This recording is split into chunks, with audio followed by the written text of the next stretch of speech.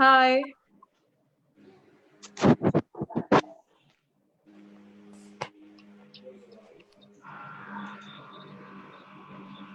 Hey, Crystal. Hi.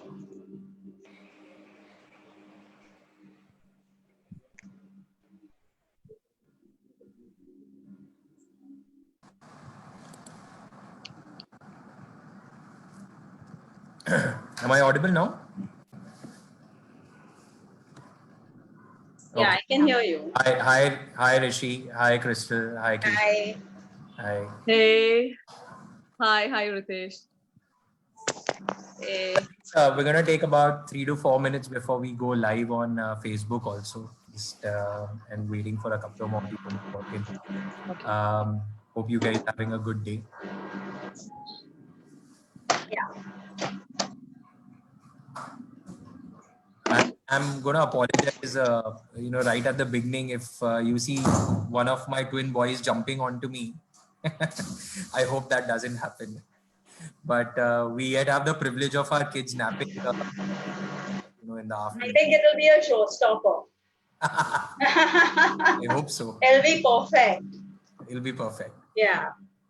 Excellent. Like there's been different etiquette. There's restaurant etiquette and there's lift etiquette. This will be parenting etiquette. When your child enters your screen space, what do you do? But the best part is everybody will actually know what is going on. I mean, what we are going Well, yeah, you go. My daughter at this overheard point of that. Well, I'm sure that you all have obviously seen the the image which was circulating. So you all know that there's Rishi, there's Kesha, and there's Crystal. Everyone comes with so much of professional work done, at their respective ends, and are absolutely working so hard day and night with two full-time jobs. One is the professional one, and the other is being a parent. Yeah. So wonderful, and I'm so looking forward to the next 1 hour being absolutely. We're also hoping that we're going to get a lot of questions that are going to be thrown at me. One is through the team, which is going to capture the questions on Facebook, and the other is through Zoom, as in when people join in.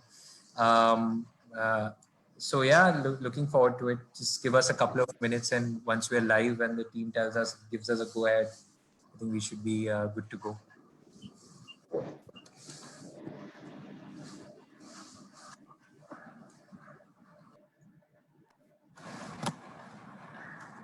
So before we start, Rishi, I personally wanted to ask you something. What is the latest story you're currently hooked onto, or something that you've come across which is absolutely has not left you at all? So actually, so I obviously, like others, I'm sure we all keep reading books and all those things. But one story which I'm delivering, executing quite a few is. Rishi, sorry, you're very low on volume. Now Thanks. is it better? Yes, absolutely. Okay. So I said, so one of those stories that I keep, executing everywhere or delivering everywhere is Chakravyu, that Abhimanyu Chakravyu and Krishna's Ras Leela. So these two topics are quite fascinating for me, and it's a story. So I obviously, keep saying that. But right now I'm reading a book of Life of Yudhishthir from Mahabharata. So Okay. he's one of my most interesting and favorite character, So Maybe it was the actor playing it. I don't know what it was, but he was overpowered by everyone else. But truly, he stood for the dharma, the little that I've seen or read. But we'll catch up with you on the same. I think in the next 30 seconds or so, we should be going live. If I hope I'm audible to all who have connected, and then we can get started.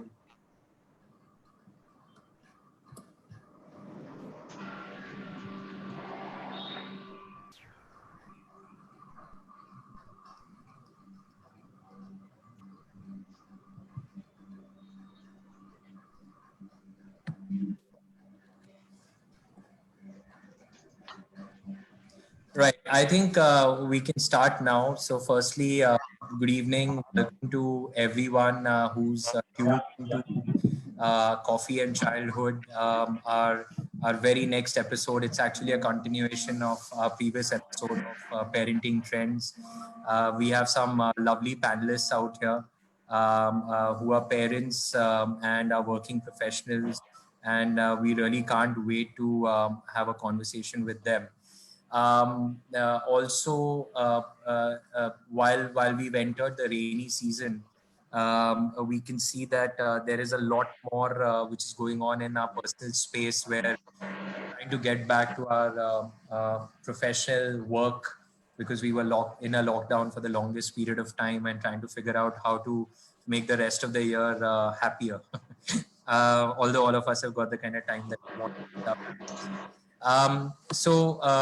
Before I introduce my panelists today, I want to quickly tell the audience which is tuned in on Facebook Live as well as here that we are Kids Okay Please and Coffee and Childhood, which is a platform where we invite mothers, fathers, specialists who work closely with children and professionals from all walks of life to share their experiences and insights on raising children in the best way possible. We thought, what best way than to invite people to come and talk about themselves as parents, because honestly no one asks parents that how's it going. Everyone wants to tell you how to do parenting, but never no one's going to ever ask you that how are you doing it, how are you doing it differently. So we hope to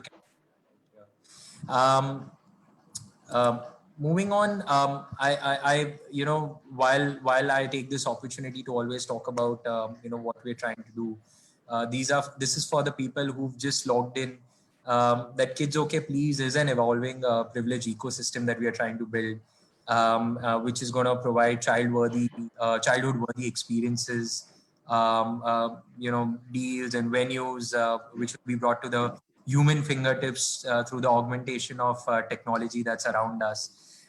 It is being developed right now, and we hope to go live with our mobile application in October 2020. So while with that a little plug-in, we'll keep talking to you about what Kids Okay Please does as and when the questions come up, and how we look at it. While we are at it, my team tells me that we are seeing a lot of people who are trying to log in on Zoom, and they've asked us to just hold this for 10 more seconds. I'll again go back to where KOP starts. Kids Okay Please was launched last year, and while we were working on the concept, my co-founder and myself, we realized that as dads to very, very young kids, it's important that we bring something valuable to the world. That's where Kids Okay Please was born.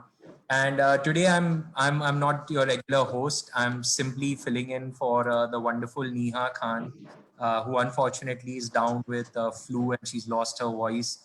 And she's an absolute delight to hear. You can see all her episodes on the page. I guess we've got more people joining in on Facebook. I'll now move on to introducing my panelists, and it's in no particular order of preference, but I'm going to simply tell you a little bit about them. Our first panelist is Keisha Lobo.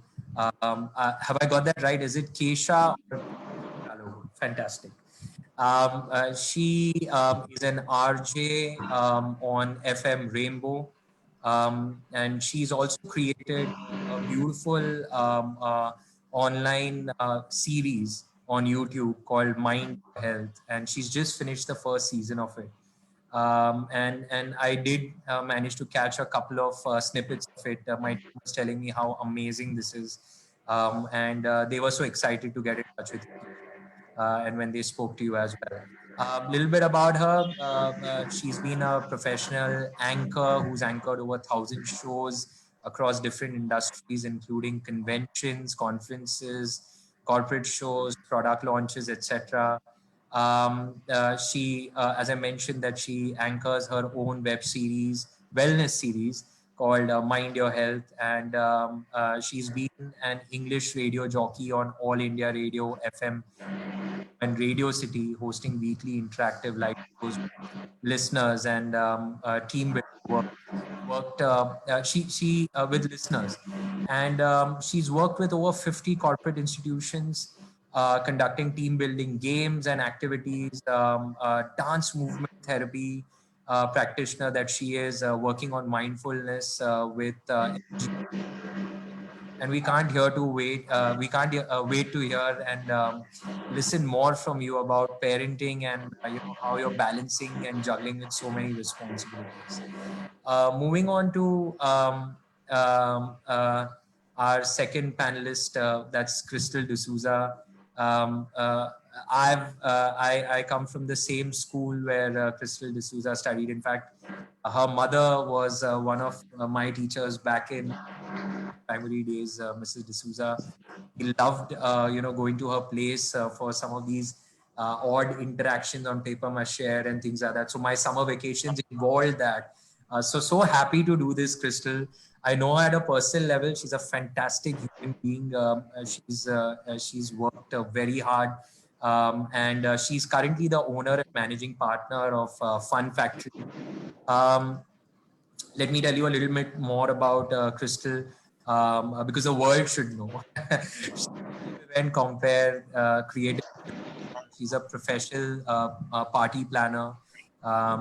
She's skilled in aspects of hosting parties as well as events, no matter how large the group. I think public speaking has been her forte forever.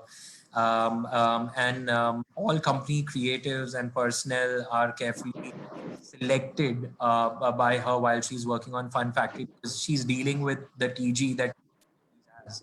It's kids, it's people at large, and it's so important that what's being communicated is done in the best way possible and with maximum energy and positivity, and which she brings. And I've seen her personally do that, and she's been doing this for the last 20 years, and a fantastic person to have on our panel. Welcome, Crystal. Thank you. Moving on to again, I've come across so many forums where it's about, the focus is generally on mothers when it comes to parenting. And this is what we wanted to do at Kids Okay Please also, that let's give the limelight to dads, because yes, slowly things are changing. Father's Day is coming up. Hopefully people remember that. But our third panelist is a dad, Rishi Nanda. And I'm going to address you as a dad, not just by your designation, because it's a whole lot of different world out there. And I take solid pride in saying that I'm a dad to 2 kids. And here we have Rishi. So Rishi Nanda, he's a spiritualist. He's a spiritualist, and he owns a consultancy. He's popularly known in the circles as the spiritualist. Let me put that as a tag, and I'm going to address you that way in most of the session. He takes sessions based on our epics, the Puranas, and the scriptures of Indian mythology. He has co-authored a book called Break Your Leadership Chakravyuh with his wife Mehak Mahajan Nanda. He's been a facilitator since 2014 and has done 500 plus workshops and facilitated 17,000 plus participants in those workshops. He has done workshops for 25 plus industries, delivered to 100 plus corporates. He's done so many sessions across 50 cities in the country itself. And I know that seeing some of his work, just talking to him and listening from some of the other peers, I know that this is going to go places. I was so happy to talk to him when I found out that he started doing. There was a question that came to him when he became a dad, that am I living my dream? And I'll let Rishi elaborate on that when we get on with the rest of the session. So everyone who's tuned in on Facebook and is here on Zoom, or is going to see this later in the future when it's on our YouTube channel, I can tell you that we have a fantastic panel, and I'm hoping that the first 10 minutes that I've spoken are going to be completely overshadowed by when these beautiful parents start talking to us about what they do. So with your permission, I would like to go ahead and kick off today. I'll start with our first panelist responding to my first question, and I'll ask the other 2 panelists also to respond to my first question. It's a simple one. How has parenthood changed you, and in what ways? So we'd like to hear all three panelists give us point of view about how has parenthood changed them. Over to you. Now there's that awkward silence, but since it's Father's Day on Sunday, I think Rishi, do you want to take the baton first? Nice one. Okay. Fair, usually it's always ladies first, so this time okay, I'll take it. Okay, because of the Father's Day. Okay, fair enough. So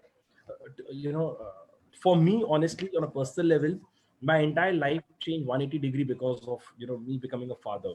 So as Ritesh was earlier mentioning, that I had to find a dream or something like that. So what happened was, when I was blessed with a daughter, the moment I held her, the first thought that came to my mind was that, what do I give this girl beyond money? So that was the thought that came to my mind, that, paisa to de do, har ek father de dega, ya main bhi de do. So what do I give her beyond money? So that question stuck badly in my mind. And for a couple of months I was thinking, and then finally I came up with the answer that I need to give her a belief system that she can chase a dream. Sorry, Rishi, your volume suddenly has dropped. Yeah, and this is very interesting. I want everyone to hear this. Yeah. Is it better now? Absolutely, yeah. Okay. So there was a thought that came to my mind that, what do I give this girl beyond money? And it stuck in my mind for a couple of months. And every day I used to, ask myself, what do I give this girl? What do I give this girl? And one day I came up with the answer, I need to give her a belief system where she believes in herself, that she can chase her dream. But the issue was, I thought that, when she grows up and I tell her, you should chase your dream, she would tell me, what have you done in life? You are working in a corporate and you're telling me to chase your dream. So that is the moment I honestly quit my job without having any clue, any backup plan, any even a thought, what am I going to do in my life? I just, believe that I need to figure out very quickly. And what happens typically in the corporate is that, you don't get time for yourself. And I was in the banking industry where we have to work, till like 1 or 2 in the morning, also again report back at 8 or 9 in the morning, and then there's no Sunday holiday. So it was quite complicated. And so 3 years is, I did nothing in life just to figure out the answer, what am I supposed to do. But those 3 years wasn't, so I'm just saying for myself, it would be more like a soul searching or something.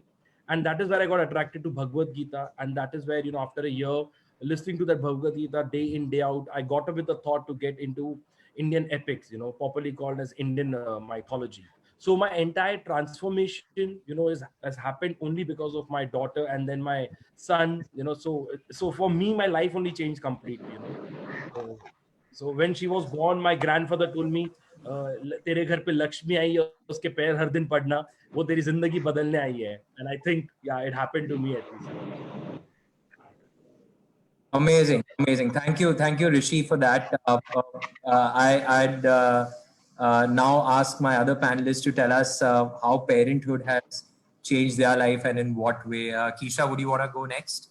Definitely. Well, from being one of those anchors, and I'm sure Crystal would also identify with that. We're constantly on the move. Rishi, I loved the belief system bit, because I'm constantly asking myself the question, what legacy can I leave for my daughter? The words of Maya Angelou to Oprah Winfrey, what is your legacy to the coming generations? And so that is my question, my belief system, my legacy to her. But so my bags used to constantly be packed, and I would be moving, jet setting from one city to another, making sure that I was always on stage. How many shows can I pack into a month? Can I do more than 5-6 shows in a week? There were all these mental targets. And then when I had my daughter, actually a year and a half before I had her, it's like the universe. So she asked me to prepare myself. So there was this entire journey of getting into wellness. And I started with something called Landmark Forum, which allows you to look after and answer your own questions. Did a lot of that till there's a meeting called the Futures meeting towards the end of it. And I actually wrote down that I'm going to have a baby girl, that she's going to go to a Waldorf school. And there were all these details that I wrote into that. Now, this is even before I conceived her. But post that, I started doing NLP, Neuro-Linguistic Programming, starting with Father Richard McHugh. And later that year, the gift of Lachelle, my daughter's name is Lachelle, happened in our life. And it's like she asked me before she came into my life to slow down, to take deep breaths. And I think all of my centering from being completely scattered, I used to always say, my husband is the roots and I'm the branches. I'm reaching out. I'm creating so much for myself. But my daughter asked me to create my own trunk and my own roots. And I think she asked me to slow down. So it's been a journey of studying and becoming a certified Waldorf teacher, learning theater for early years, teaching theater to young kids in an international school, and all of this along with being an anchor, along with being a radio jockey, doing dance movement therapy from TIS. And she's constantly, like today when we had a disagreement, and I said, I'm katti with you because that's what she says to me. She said, I'm double dosti to you. And I asked her why, because there's this joke of if there is unhappiness coming your way, you give double happiness back. You be stronger within yourself. So after some time I said, okay, I'm only half katti with you. Then I said, okay, I'm neutral now. She said, now are you dosti? And I was like, I'm 1/4 dosti. And she still is not wrapped her mind around the 1/4 dosti.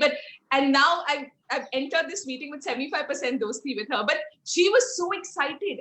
So if I'm able to create positivity and allow her to find solutions, I think she's brought into her life a mother who's more centered, who's slower, and who's constantly seeing what kind of example can I be for her. So I'm trying to be the best version of myself because I know she's constantly watching me.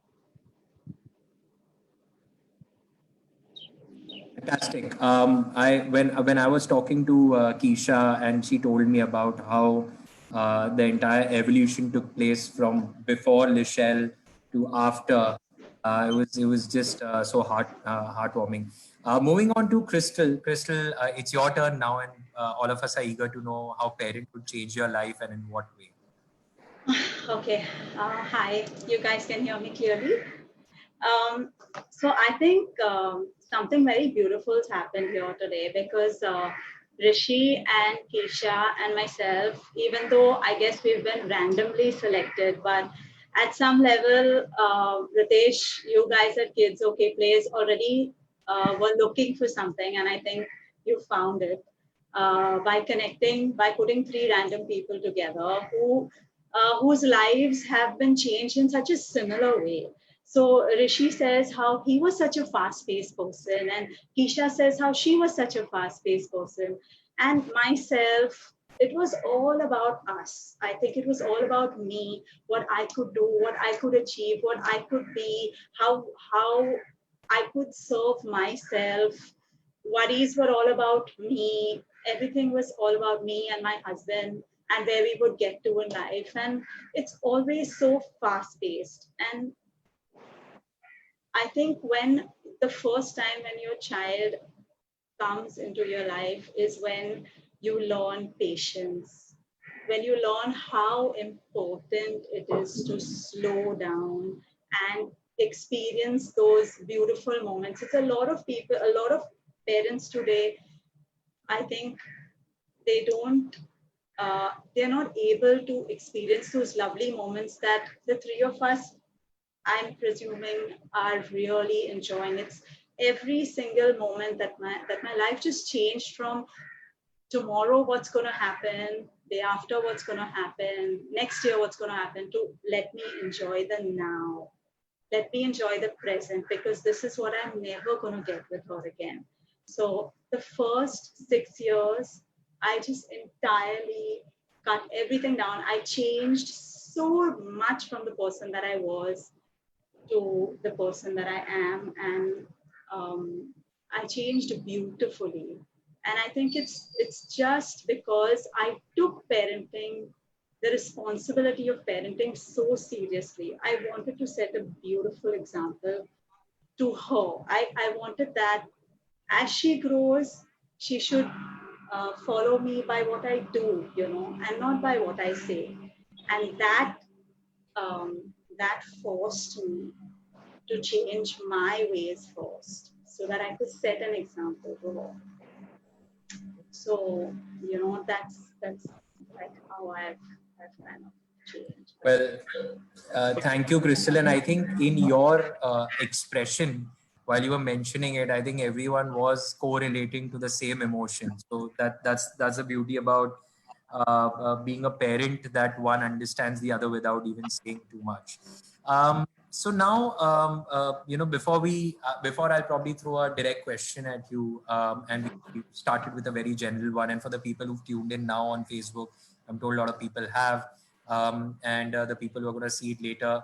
We have three wonderful panelists. We're doing Coffee Childhood. It's a continuation of parenting trends.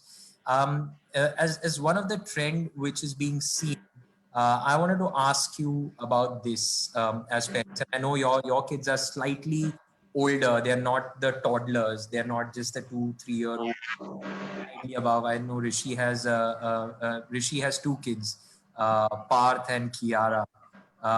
Crystal has a daughter, Kayleen, and Keisha, your daughter is Lishelle, who's 9 years old, if I've not got that right. Lachelle's nearly 9 in 2 months. Nearly 9. Okay. Sorry, I'm just and I would like to add, I have two boys, Dheer and Devansh, who just turned 3. So my question to you all is, and this is coming from what we've seen over the last couple of sessions interacted with. There's something called gender neutral parenting, and that is picking up in India. This generation of parents, when they look at gender neutrality as such, when they are addressing their kids as kids, not girl, not telling them you can't do this and you can do this, or if they are communicating that, they're communicating it differently. My question to the three of you all is, what do you think about that as a trend?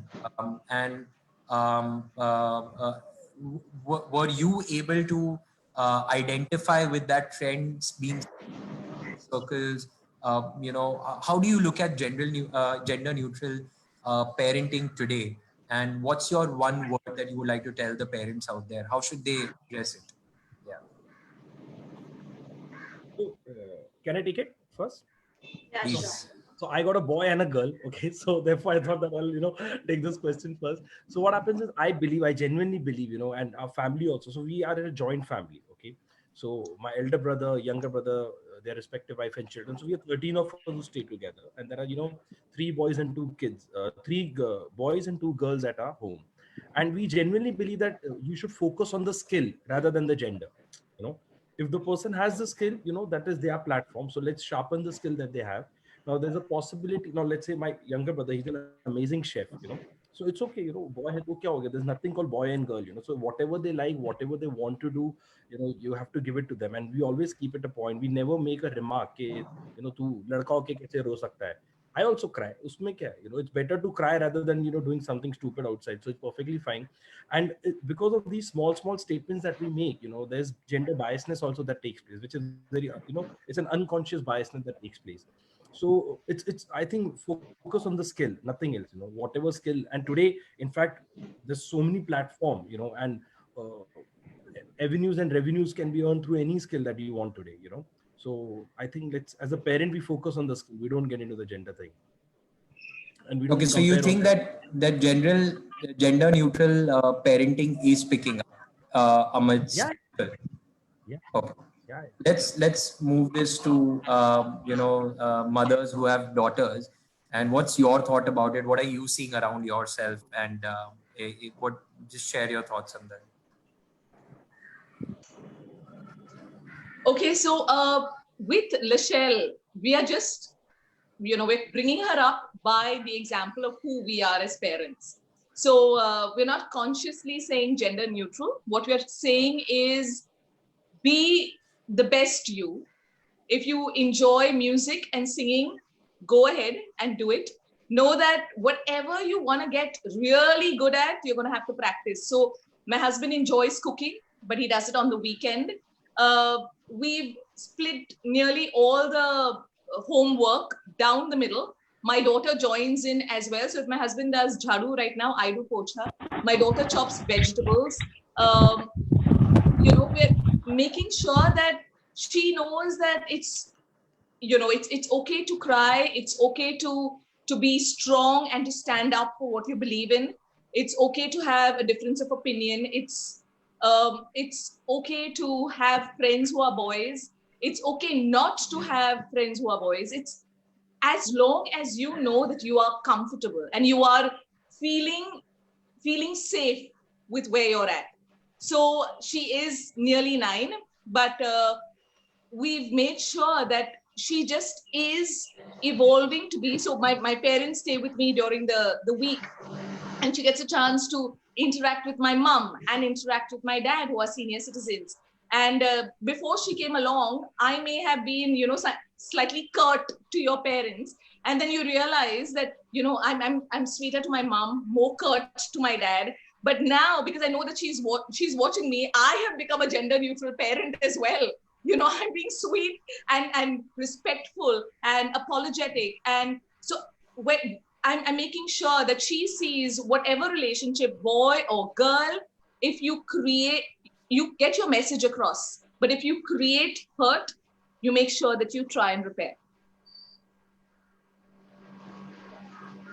Amazing. Crystal?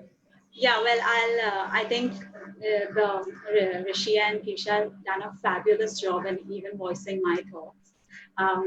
In general, I think gender neutrality needs to be spoken about and cultivated amongst all of us as parents. We have to, I think our population falls back. Our parents, our parenting trends need to change largely towards gender neutrality, in which not only lifting up the girl child, but also lifting up the boy child. Because what happens is there are so many stigmas against boys not being allowed to cry, boys not being allowed to show their emotions as children, boys not having to be strong when they're actually hurt, and that carries on into adulthood, and it creates a lot of pain, a lot of unnecessary anxiety in a new family. So when you are brought up where girls and boys are equal from the time they are tiny, and they're treated the same way, and they are taught to be true to themselves, no matter who they may be, that's when they grow up into beautiful adults, and then they can further carry that to their own families. If they are not taught as children to love themselves for who they are, then it's very, very difficult for them to give that to their children when they grow up. It's very important, actually, as parents, that we removed our blue tinted glasses for boys and our pink tinted glasses for girls. It's easy to say that we want our kids to be gender neutral and to respect everybody. But if we still have tinted glares, then I think we are looking at the world one way and telling them, you look at the world another. So I love this, where we're telling, we need to be the example. Oh, absolutely. I think this is something that came up in the last parenting trend session. All the parents were having children who are between the age of 1 to 2, and interestingly, everyone echoed the same thing, that they started that I don't have a problem with my son playing with a Barbie doll, or looking at the superhero figures being the first choice of a toy for their girl. And with that basic bit, or seeing the parents sharing the normal home chores which are there, that anyone and everyone is equal around you. Of course, we have different responsibilities. We will be taken care of slightly differently, being different genders, but kids will be kids, and that is how it should be.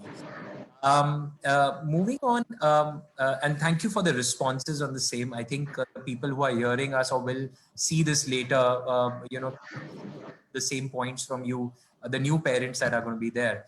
And most of the people who've come on the panel earlier as well, they've mentioned that had this been the thought process of our parents, it would have been so much more different. The struggle would have been very, very, very different. But I think back then the society was different, connectivity was different. We were always within a small community, but today the world is opened up. I mean, I can talk to you if you're sitting in US and, you know, have that same conversation, and a parent is going to be parent wherever they are. Anyways, moving on to the next trend, and I want Crystal to talk about that, because I know that she is someone who can definitely talk, you know, in a larger way. Crystal is a single mom here, and she has also been the flag bearer of homeschooling. And homeschooling is a trend that we are seeing picking up in the country. We're seeing a lot of parents looking at it. In fact, play schools, which used to say at 18 months, put in your kids, they're saying that no. There are some schools that we've come across. Fantastic, the thought process that till the time they're 3, they need to be with you. They need to learn and grow with the parents, and parents need to not put in and at 18 months and put them around other kids. It's not a race. So, Crystal, why don't you tell us about how is homeschooling been? What has been your journey around that? What trend of homeschooling? Yeah. Okay. Personally, let me first say that school, Ritesh, was absolutely the best years of my life. I know a lot of people will agree. Whatever it was, the musti, the fun, the enjoyment, you know, and never in my dreams did I know anything about, since we are coming from the city, never in my dreams did I know anything about being allowed not to attend a school. I thought everyone just has to go to school and that's the way it is, you know, whether you like it or not, you just have to be in school. And even if you're last in the class, or you're not the teacher's pet, or you just have to go through all those you know, those learning years and get out. So I had no idea that there was anything like homeschooling until my own daughter started having a lot of issues in school. So she was in a very good school. She was in a high school, and I was very happy with it, and I thought that this is how it's going to be. I loved it. They did a lot of things via playway method. They had small groups. They had circular seating. So it was really nice. It was an ICSE board, so not much pressure. But my child just could not adjust. She was just not happy. I used to have temper tantrums. I used to have stomach aches. I mean, she used to have temper tantrums, stomach aches, and I just couldn't understand it. And this was for a prolonged period of time. I think she was around 6 years old at the time. And I had just gone through a separation. Sorry, Crystal, your audio has gone very low. Can you hear me? Is that better? Slightly better, yeah. So I had just gone through a separation with my husband, and at that time in preschool, they teach you a lot of things about family. It's all about family. So every single thing, like where does mommy and daddy sleep? What does daddy do? What does mommy do? How do they contribute to the house? Where do you all go for holidays together? So she probably wasn't relating there, and she was having a lot of emotional stress, which she couldn't express to me. And I didn't really know what was going on, because I, you know, used to see that the school was absolutely fine. It was a really lovely place.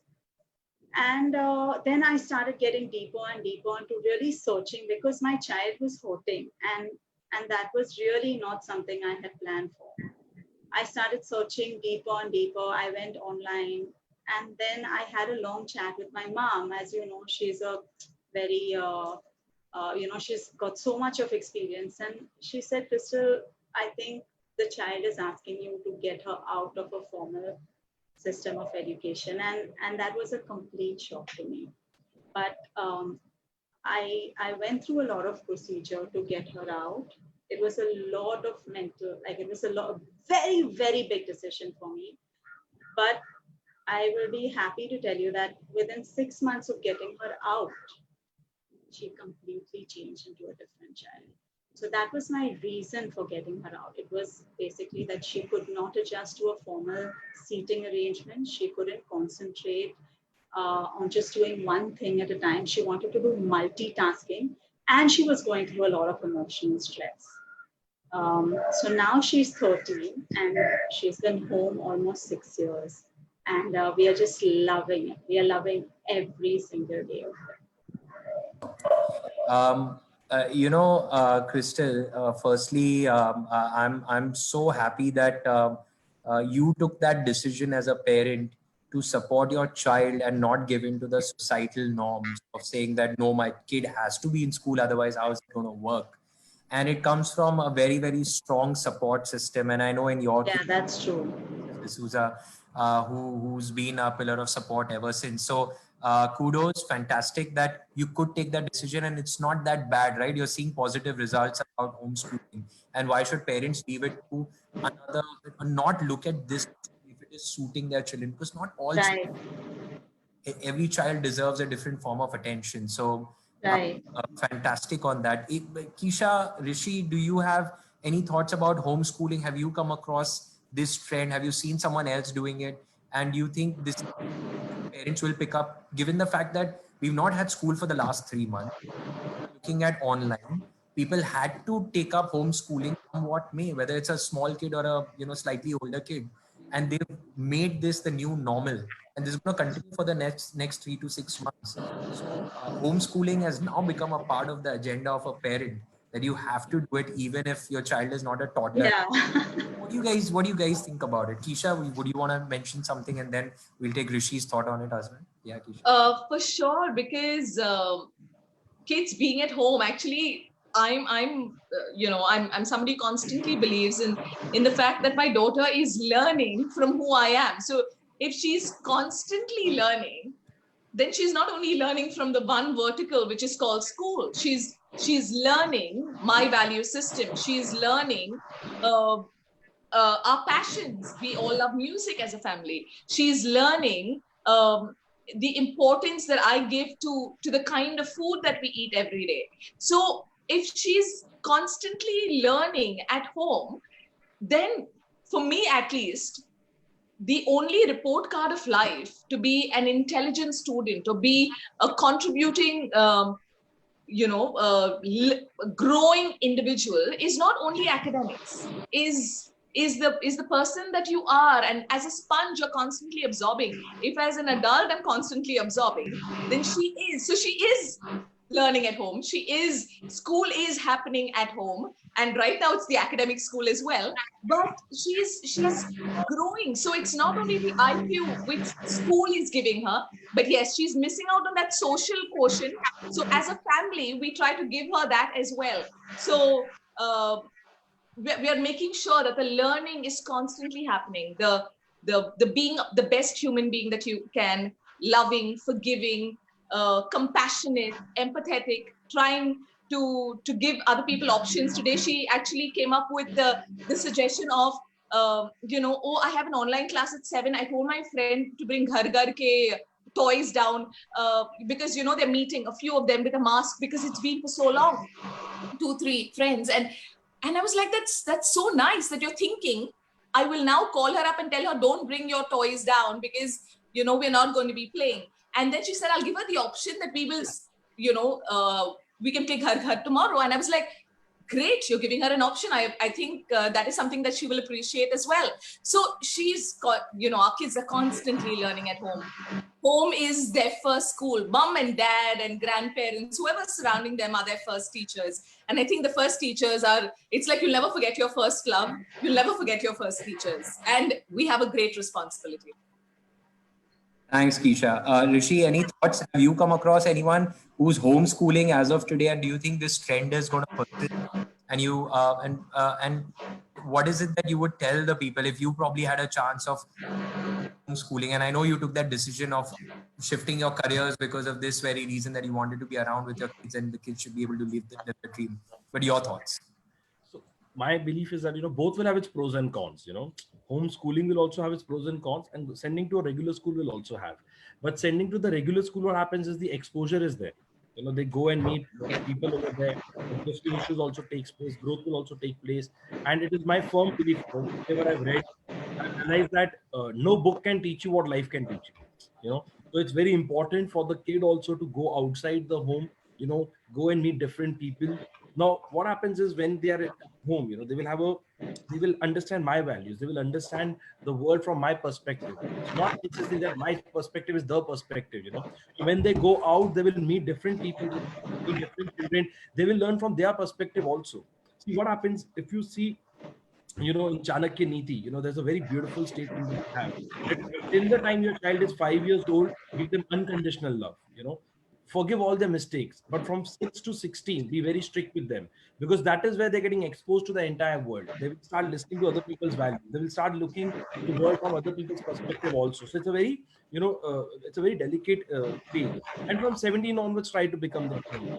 So right now also online schools are there, but then obviously the kids miss going outside. The kids miss meeting their teacher physically.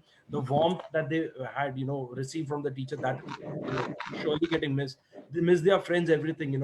Right now it's forced, so everyone has to take it. Honestly, there's no option. Right now, even I have to sit here, take a virtual session, there is no option.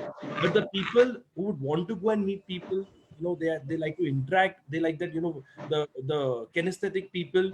I don't think so it would be good for them. They would like to go out and take session. But again, to each its own. I'm with Crystal. If my child would have been going through it, I would have done the same. I don't care what the world would have thought. I would have taken a step, a decision what is good for my child. But it's again situation based. Yeah. So before just one thing I want to make very clear to most of the parents listening in today is that every child is different. They are so different in every single way. There'll be children who will just love going to school. There'll be children who will excel in school. There'll be children who cannot do without formal education. They need it because we need engineers, we need doctors, we need high professionals. And at the same time, there'll be children who will be the dreamers, the artists, the musicians, the dancers. So when we put them all together, it's difficult. It's a lot of unnecessary pressure on the little ones, which is not required. So I just want people to know that there is an option. There's a legal, recognized, and accepted option. That's all. I mean, I didn't know there was an option. Even I was not aware. Yeah, and I had to go through a lot of stress in my mind. I had to fight myself. I had to think about so many possibilities, and things worry you. After all, she's my most precious possession. I would not want to harm her in any way. But then when I got the option, and if you do research online, you'll find lots and lots of openings and lots of things you can do, to better. So Fantastic. Thanks everyone to mention your thoughts about homeschooling, and I can tell you that it is going to be one of the trends which is going to pick up, because my wife and I both are wondering that the kind of attention that our kids require, will the school be able to give it to them? And because both of them are so different. But well, my story some other day. Let me remind the people who are tuned in and on Facebook that please start noting down the questions that you have for the panelists, because in a couple of questions from now, I would want their questions to be taken up. So you can type that and send it to me, and get it across to me, or you can type it right here on the chat box, and I'll see it and I'll post it to the wonderful panel out here. I want to talk about and take this slightly differently. This is my conversation, and this is personally my belief too, that the kids are going to see the world through your eyes, through your actions, through what you do and what you show them. If you're in the house, they're going to just see the house and how you behave in front of them, and they're going to be exact reflection of what you're making them to be. And I think, Isha, that's a beautiful thought, that travel becomes such an important aspect of it, even if it may be ensuring that you're going to 100 different parks within your city, or 100 different museums, or exploring the social infrastructure. or going, elsewhere in the nature, concrete jungle, wherever.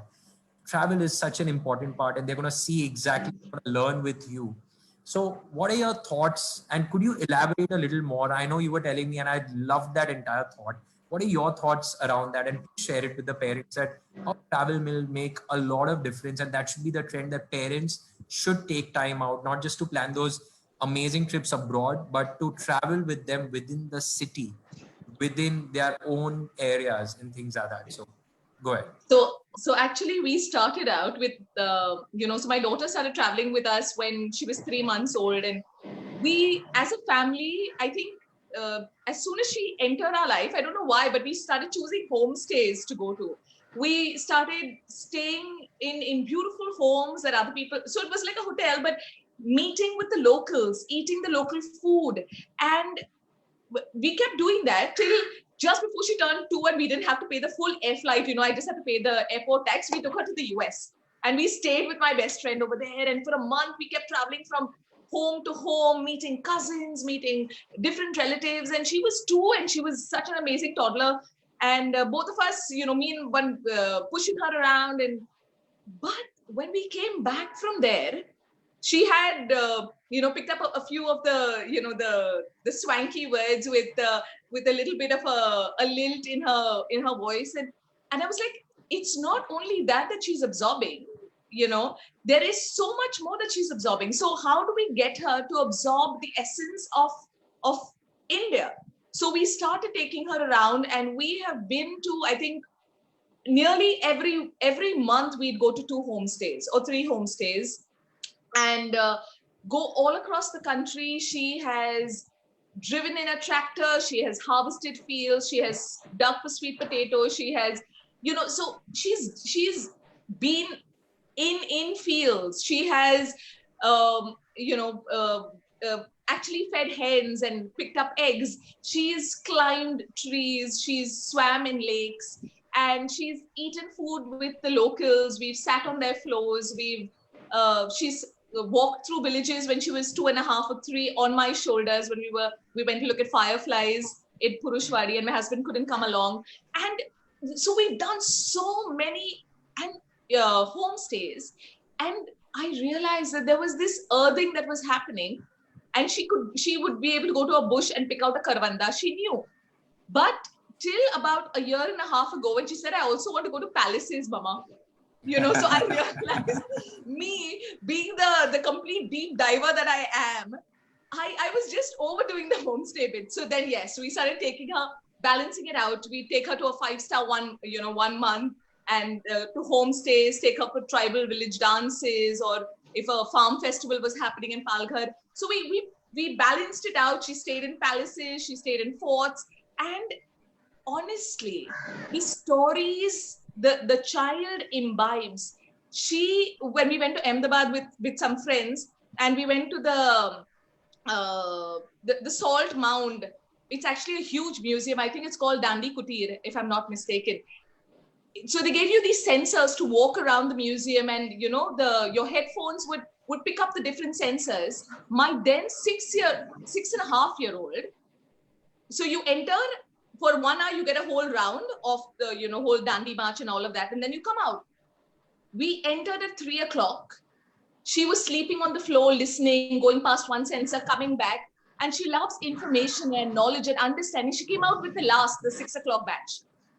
So I had to sit down with her on the floor. So we had gone with friends. So I think when you're traveling, your child falls in love with understanding stories, falls in love with the essence of the place. And we've got one life to live. I think the only way that we can live multiple stories is by meeting up with locals in different places. And I'm glad that Lachelle brought that into our life. We started traveling so much more. But before she came along, I think we had 2 holidays. So she brought in travel. Amazing. I think travel within the city or outside is something that brings so much value to a growing child, and they pick up so many things around us. While most of the kids are only going to rely on books to see what a cow is and what a well looks like and things like that, but travel absolutely opens up the imagination of the kids. And that's what we're trying to do here at Kids OK Please. We know that we're going to be using the city around us, and our mission is to make the city a more having said that, I wanted to quickly move on to a question directed to Rishi. Rishi, I in my chat with you, you spoke about a belief system, and you spoke about how your son accompanies you at some of these sessions which you conduct. That means he's becoming a part of your daily work. That means you are going to try even harder to make it better, and be the hero or express yourself and make him believe that whatever I am doing is fantastic, but you can do even better than me.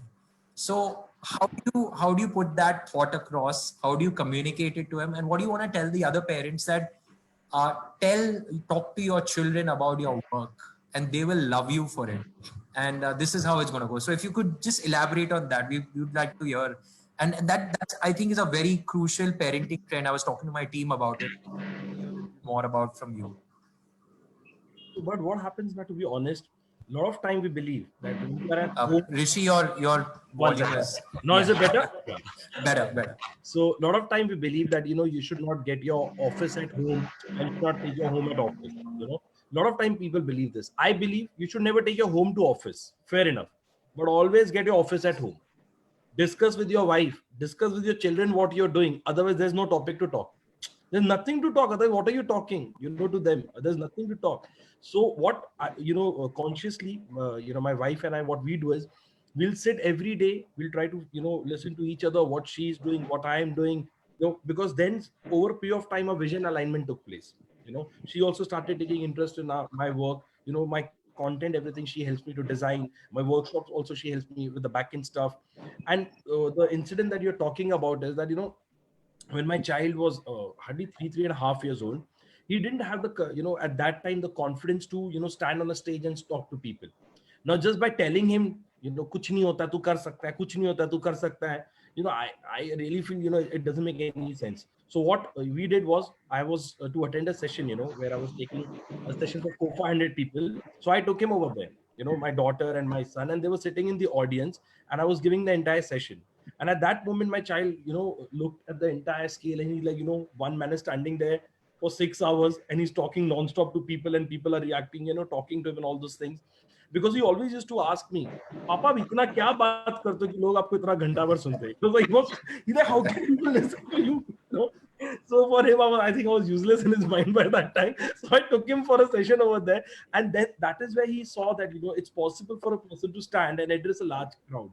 And so now he has already addressed a crowd of 800 parents in his school. So he stands in the center, he's all alone on the stage, and delivers his dialogues alone. I think that, and now also, whenever I'm preparing any PPT, I will make my children sit next to me. I will explain them the flow. As Keisha also said, that stories are something that people remember. And I just keep sharing stories with my kids. Every aspect of my life. It could be work, it could be travel, it could be challenge, the PPT, the flow, the takeaway, the learning. So they will come and say, why don't you change the background of the slide? I will do it for them. Because if I stop taking the inputs, they will stop giving me the inputs, and it doesn't make any sense. I always take the inputs. I will take, which color is looking good, which font is looking good. Now they have the confidence to even, talk. Like, right now we were doing the setup of this. My son was actually sitting in front of the laptop and, trying to talk as if he's giving a lecture. So they listen to the stories, they talk, and they deliver. I think for every parent, I genuinely feel it's very important to share their work. Don't hide your child from the world. Tell them everything. That is how you make them ready to face the world. So I talk to them about my work. I talk to them about the challenges that we are facing, all sort of challenges. Obviously, we'll dilute it and we'll share it with them, but we share it with them. We always tell them that this went good, this went wrong, this is how we cooked up. Failure is part of the entire process. So those 3 years of struggle, when my daughter was just like, she was born, my son was not born even that time. I've shared everything with them. Because giving them the belief that, failure is part of it. If I can take a reference, if I can just take a reference from Indian mythology and explain, Indian mythology में एक समुद्र मंथन होता है, अब समुद्र मंथन में बहुत सारे articles निकलते हैं. And my biggest learning from समुद्र मंथन has been, जो अमृत है ना, वो जहर के बाद ही निकलता है. वो जहर को पहले पीना पड़ता है, फिर जाके अमृत निकलता है. So all these stories, these learnings, now we pass on to them by sharing our experience also. So I feel, it's good. And there's a lot of, and then we talk a lot, we genuinely talk a lot. My kids and I, we talk a lot. We can keep away the laptop and phone for hours and we can just talk non-stop. So I think that is what has happened, because there are a lot of common things. We talk about their school, but they talk about my work. So yeah, so I think that's the, While we are talking, I think there's a comment that has come through from one of the viewers. I so agree with Keisha. I have a 3+ year old boy, and from time to time, from the time he was born, we had a lot of social functions, and today they had a lot of social functions, and he's just become a confident child because he's out there with them, and that was not curbed, but he was allowed to express himself, and he was being taken out and not just kept away from things. So even if it was limited. But going back to the point what Rishi just made, I the point myself, and I that makes my child talk to me. I come back and I don't ask him, what did you do today? He's a 3-year-old, 2.5-year-old, and I started noticing it. Me and my wife, we took a very conscious decision about it. So I came back home and I said, you know what? I went to office, I did this, I made a present. I tell him everything from morning to evening. Then I ask him, so what did you do today? And believe you me, he narrates, I did this, I ate this. He started communicating, and that's just a 2.5-year-old. So I can, the children that you all are bringing up, when we are communicating about our work, they take interest because for them we are life that they have. With having said that, I'll move to before I take questions, and I'm going to direct it to you all. I want to talk to Crystal, and I want to get it, and we'll get to the last 5-7 minutes of Q&A, and we'll relieve you. I know you all have a lot more duties to look after. Crystal, my question to you is, and this is another parenting trend that we are seeing, eco-consciousness parenting, where parents are telling their children about how sensitive. I can't hear you. Am I audible now? Yeah, better. Yeah. So eco-conscious parenting, where parents are helping their kids understand and become more eco-sensitive, environment sensitive around them. How do they participate in it? What do they do? Are you doing something differently? What are your thoughts around that? How have you shaped or designed your life around being something as simple as which we've seen over the years? It's been propagated, which it shouldn't be. I mean, just don't throw stuff out of the window. It's from that to plant a tree, be nice to other people, or just be careful of not wasting water. How is eco-sensitive parenting, eco-conscious parenting taking place? What have you done? What is it that you can tell us about it? A general thought. Okay, so children in general, it's all about themselves. Their entire world is themselves, and that's really a beautiful thing because that's what we need to encourage. It's all about who they are and what they want and what they are going to eat and what they like to do, and it's really not thinking outside themselves. So as parents, it's really very, very important for us to show them that there is a world outside themselves. See, middle class and upper class families are able to give their children almost everything they desire today. And that kind of creates a selfishness around the child because the child knows she or he can get whatever he wants because mama and papa love him so much. And dadi, nani, everybody loves him so much that he's going to get what he wants. He doesn't need to think outside himself anymore. So that consciously inculcating in your child that there is a beautiful world outside him that is just as beautiful as his own heart, and he or she needs to be able to be a contributing factor to that.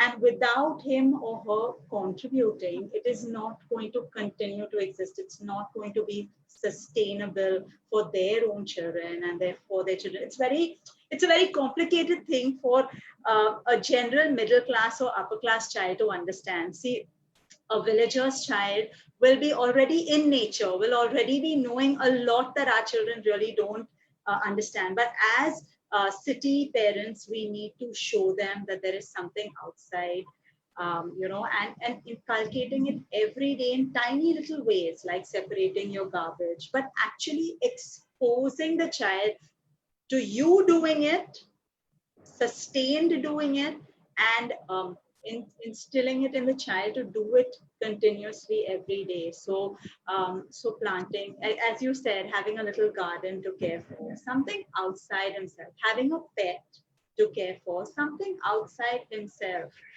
When you don't feed your pet starves. When you don't clean the litter box, your pet has to use a dirty litter box.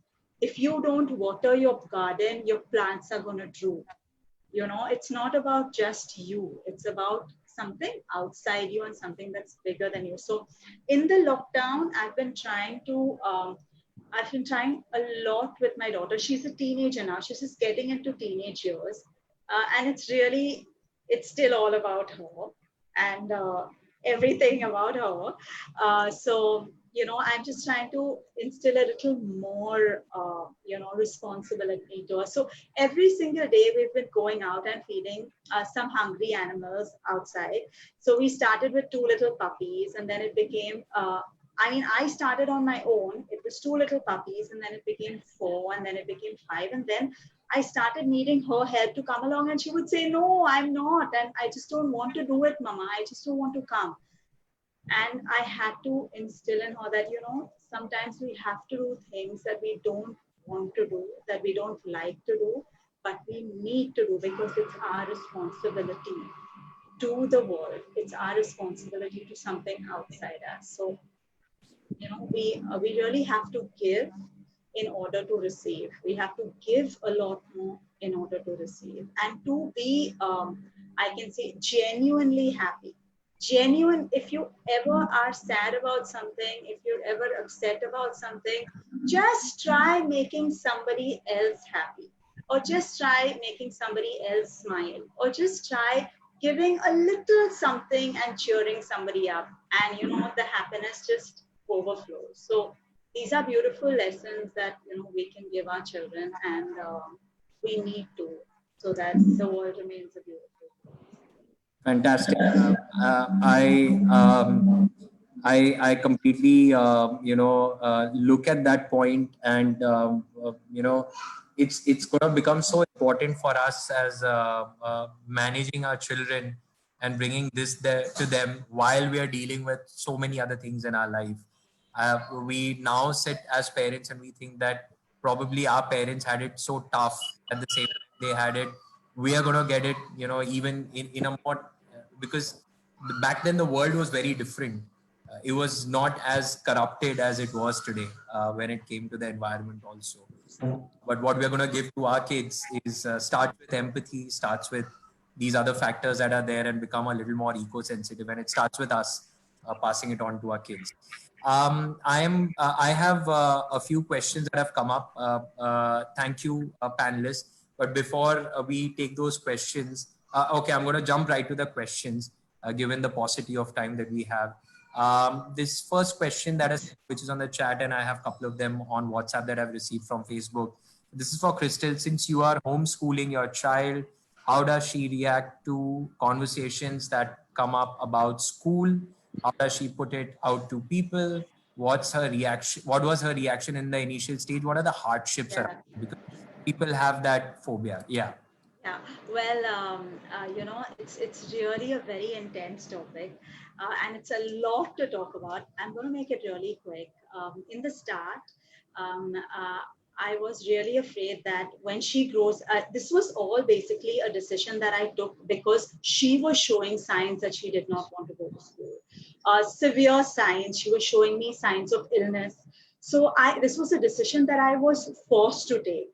But I was very, very worried that when she grows up, could it be that she would turn around and say, "Mama, I've missed out so many opportunities because you didn't educate me." It's quite possible that she might turn around and tell me that you didn't force me to go to school. You didn't put your foot down and insist on that I should attend school. You should have at least done that. So when she was 6 years old, I asked her to give me in writing that she wanted to leave school. I told her, I want you to write it in your own words and I'm going to keep it. And it's very, very important. I made her understand how important it was. It was going to be a document and she was going to sign it.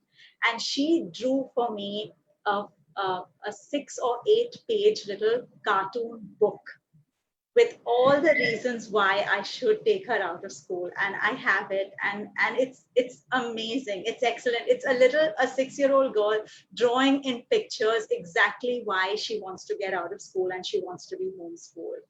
So that was one of the things, that was one of the questions I've answered already. And another thing is, after I removed her from school, I realized that the first thing that people ask you when you take a child out is, Beta, what is your name? And then you tell them your name. And Beta, which school do you go to? And my daughter would just continuously either say the name of her old school or say the first name of a school that she could think of. And she wouldn't tell people that she wasn't in school. And then I had to make her understand that you have to tell the truth, Kailan. You have to tell the truth, no matter how much it might hurt you. Stand up for what you believe in, and things will begin to change. And slowly but surely, she began to, tell the truth and say, "I'm homeschooled." And people are so, systematized. They would say, "Beta, where is that school?" So she'd say, "No, I'm homeschooled." Where is that located? Is it ICSC? So those were the reactions, and the moment she would make them understand that, I study at home, I don't go to a regular school. That's the time we would have a barrage of questions, and it would be a never-ending conversation. And one more thing I would really quickly like to tell you is that there would be children who would ask her as well, which school do you go to? When she would say, I'm homeschooled. And when they would get the idea what it was, they would just look at her this way and say, how lovely. So nice. No exams, no studies. So those are the reactions we would.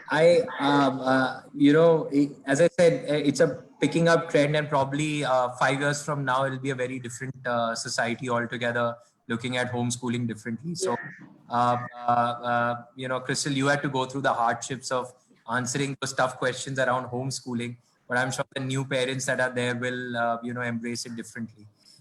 There's another question, which is for the entire panel, that while we are in the lockdown, which is the first place that you would want to go with your child as soon as things open up and you're actually ready to go out there in the world and, be with them? So, which is the first place?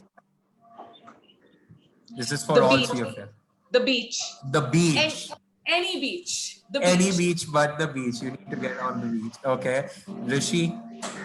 Honestly, nothing specific as of now, but it depends upon the kids only, wherever they want to go. It's nothing specific in my mind. It's just that everyone should be safe and the environment should be safe for us to go out. But yeah, not sure. Okay. One lovely thing that has happened is that our children are now appreciating being with other children. They want to see their family members. They want to go out, even if it's just for a walk or to the beach or to watch a movie outdoors. They're so any really place would do. Yeah, any place will do. Just to add, Ritesh, earlier you were saying about the ecosystem. This lockdown now, the kids are well aware now. They are automatically understand that now we have to take care of Mother Nature. Otherwise, we have to take care of Mother Nature. It's actually so true that everything around us is going to be looked upon very differently, and public participation is going to continue to increase, and it'll be parents who can really drive that. There's a question which is come for Rishi, and this is the last question. I know I'm going to just leave you guys very, very quickly. Rishi spoke about that. Which is your favorite mythological learning you have shared with your child, and why is it relevant for everyone else? Yeah. So even if you check with my son also, they because of the lockdown, they listen to all the stories. But for me, earlier also, when I spoke to you, I said that Chakravyuh is a very, very important story. In fact, I have shot a small video also of my son where he shared the story of the Chakravyuh and his learning. And I asked him, so Abhimanyu Chakravyuh is basically where he enters the Chakravyuh in the Mahabharata war. He knows how to enter the Chakravyuh because he was in the womb of his mother, and Arjun could guide him how to enter, but Arjun could not guide him how to come out. So I asked him, what is the learning from this? He said, Papa, I've understood the day I need you, you will not be there. I will have to face my life all alone. So, he said that he will train me how to handle life, but when I will come to that situation, I will have to fight my life on my own. So I've understood that. So you've trained me good enough. So, and obviously that's the learning I also share with the participants.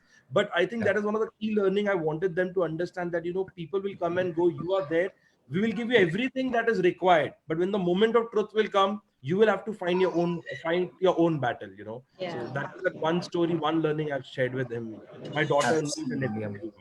Absolutely amazing. Thank you. Thank you, Rishi, Keisha, Crystal. And before we sign off, well, Kids OK Please is very new. You've heard about what we are going to do and things like that. If we can have each of you all just mention that what comes to your mind, what do you think Kids OK Please will probably do for the ecosystem? One word from each of you all, what Kids OK Please would mean for you today and in future, and why is it what it is, what does Kids OK Please stand for you, simply put? Yeah. Keisha. Okay, so can I go for it? Please, please. I really love the name, Ritesh, Kids OK Please, because we really need to be yes parents, in a nice way. Not really giving into everything, but yes, in a way where, we are allowing a lot more for children to be able to explore. And Kids OK gives you like a nice friendly feeling, like children, it's okay to be kids. It's okay to have kids around. It's okay. Kids are welcome. It gives you a lovely feeling. So, I appreciate the name a lot. It says a lot about your idea behind what you want to do, and I think it's a lovely thing, especially for parents like me who have to take their children everywhere with them because they are home. It's very, very difficult in the city to manage that. So I'm looking forward to the changes that you make in the city. Thank you, Crystal. And I also loved your tagline. They love you for it. So yeah, it gives you a comfort also that the kids, because honestly I think Hamleys and Kidzania, there are only two. These are the two concepts that come to my mind where our children actually go and they get engaged, and we as parents are also rest assured that the kids are safe over there. So and young people like you coming over there, Amit is there and all those things, so looking forward for it, so, and all the practical learnings that you're going to share with the kids. So that is what I'm actually looking more. Absolutely. Love the name, because Kids OK Please just says that whatever is planned, the kids have to be okay. They have to be okay mentally and physically and emotionally. So this, whatever is being offered, Kids OK Please, make sure that is what is being looked at. So I think that's brilliant, because that's the mindset that I have as well when it comes to the wellness series that I'm doing. So Kids OK Please, family OK Please, and I think today you're saying parents OK Please.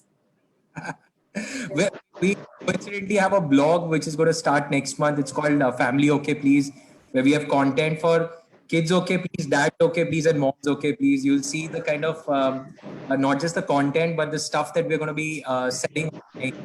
So many educators as well as so many e-com players have come to us stating that we want a very focused approach, and we don't have just a market out there. There has to be, because these are important. Someone needs to pick for you. Someone needs to have handpick these.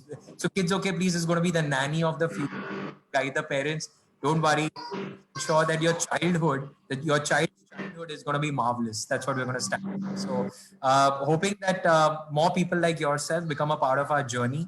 Thank you for taking time out, and we hope to interact with you all more as our journey continues. Good luck with what you are doing, and lot of love to your kids. Thank you. Thank you. sure. Thank you. Ritesh. Thank you so much. Bye. Lovely sharing the panel with all of you. Thank you. Thank you. Lovely. Bye-bye. Bye.